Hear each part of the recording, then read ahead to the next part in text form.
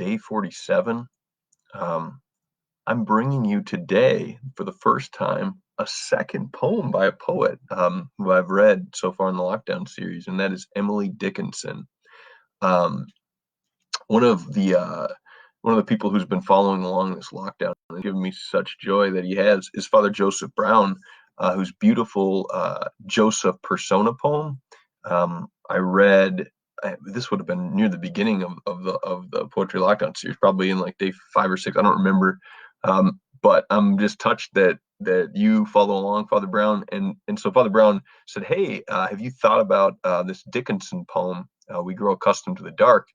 And so I've been reading and thinking about this week, and it feels like a really good moment to share that poem. So thanks, Father Brown, for the request, and just a shout out to anybody else. I love that folks are engaging with the poetry, and also I really enjoy hearing from you a poem that you'd like to hear recited aloud. So please reach out in that way.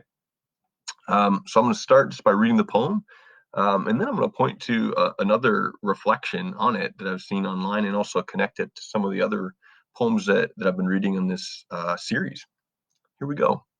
We Grow Accustomed to the Dark by Emily Dickinson.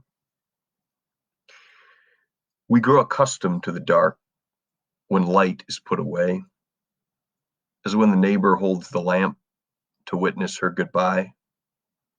A moment, we uncertain step for newness of the night, then fit our vision to the dark and meet the road erect.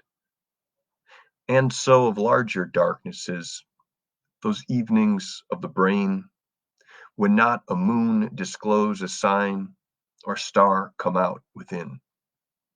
The bravest grope a little and sometimes hit a tree directly in the forehead. But as they learn to see, either the darkness alters or something in the sight adjusts itself to midnight, and life steps almost straight. One of the reasons I was really struck by this poem in relationship to where we are right now is, I think a lot of times we talk about poetry, and I've talked about this on the series. We talk about vision, right? Seeing things more clearly. I've loved those.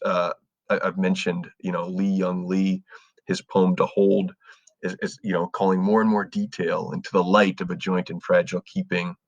And then Spencer Reese's poem, looking at Thomas Merton's grave, where the light kind of gradually comes up, and there's this sense of patience.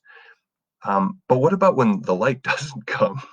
What about now when we're thinking about 16, 18, 24 months of of a totally different, altered reality, right? What about then? This moment is demanding a totally different resilience. It's kind of like a via negativa of that light that we talk about in that Reese poem, or that Lee Young Lee poem. So I think this is beautiful to think about. This poem right now is like this really tough, resilient poem from Dickinson, who is way tougher than people give her credit for as a poet. So let me just share with you. I'll read it one more time. Before I do, though, so if you have not heard, there's a great website by this Bulgarian writer, and I hope we're saying I'm saying her name right, Maria Popova, called Brain Pickings, and she did a little feature on the poem, and she also links you to this really cool animated version of the poem. I'd totally check it out. It's linked in that post. But this little snippet from her piece on the poem I'm going to read, because it's beautiful. So this is Maria Popova on Brain Pickings, commenting on the poem. She says, "Loss visits every human life.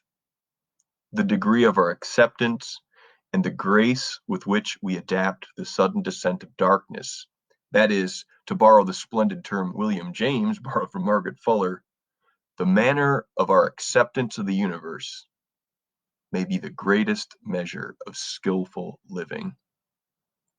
So that acceptance of reality, and this new reality we're living in, seems to be at the heart of Dickinson's poem. It's speaking to us in ways that she probably never would have intended. She, I think, as I said in that first poem I read back at the beginning of the lockdown, lived through the American Civil War, which I'm sure felt equally cataclysmic for her and for other people living at the time. But thank you, Dickinson, for your wisdom. And I'll read the poem one more time.